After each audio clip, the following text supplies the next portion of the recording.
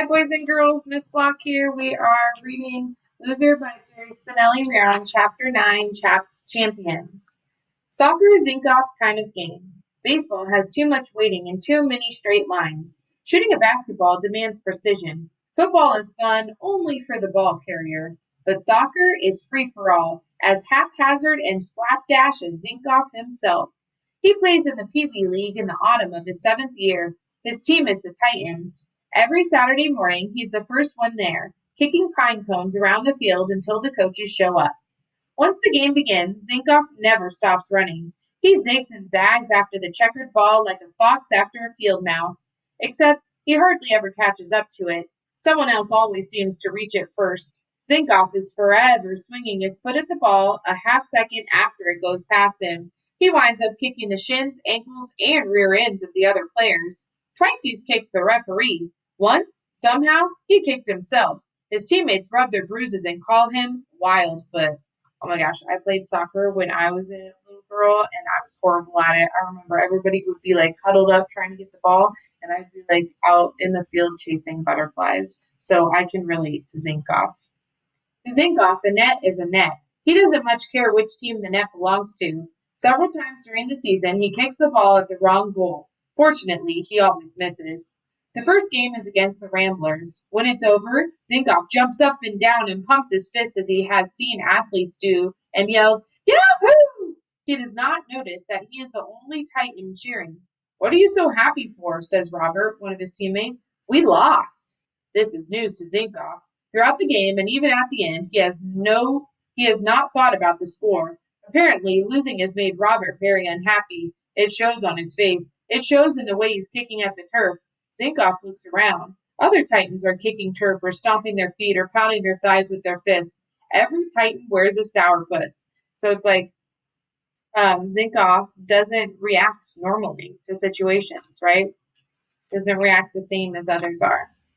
Propelled by an excitement of whistles and screams behind him, Wildfoot boots the ball on, never realizing he has long since gone out of bounds. He crosses 2 other soccer fields and is finally stopped in the parking lot. On another occasion, he throws up on the ball, which in turn causes 2 other players to throw up. It is after this incident that several Titans ask the coach if Zinkoff can be traded to another team. They are soon glad it didn't happen.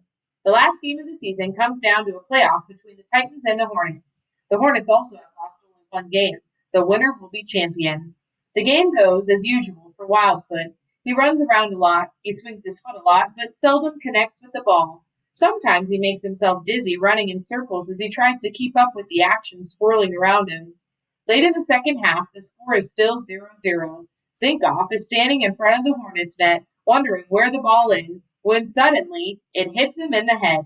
It bounces into the net for a goal, and Zinkoff is instantly mobbed by cheering teammates. The final score is Titans 1, Hornets 0.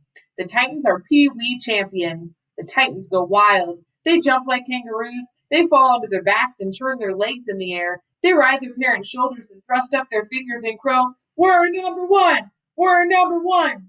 Zinkoff goes wild too. He tries to stand on his head. He shouts into baby Polly's face, We're number 1! And makes her blink. He climbs onto his father's shoulders and proclaims to all the wide world, We're number 1!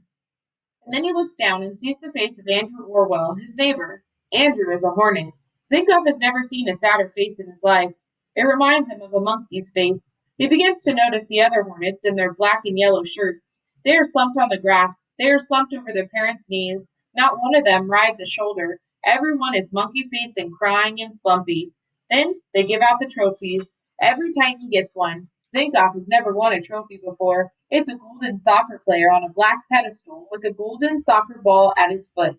It glows as if it has been painted in sunlight. It is the most beautiful thing he has ever seen.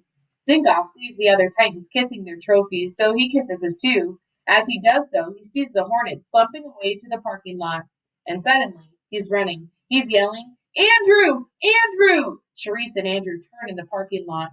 Zinkoff runs, huffing up to them. Andrew! Here!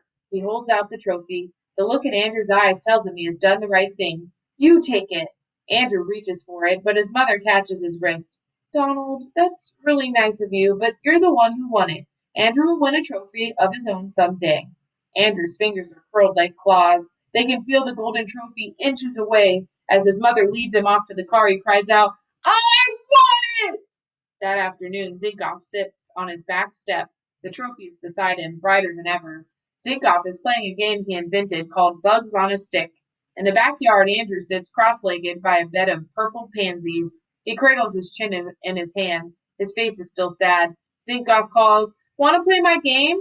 Andrew shakes his head. Want to go in the alley? Andrew shakes his head. Zinkoff asks Andrew many questions, but all Andrew does is shake his head and look monkey-faced.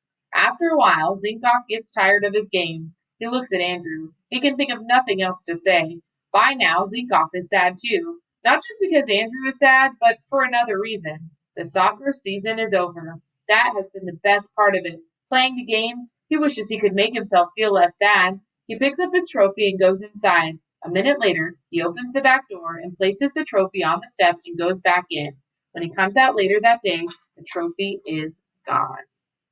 What happened to the trophy?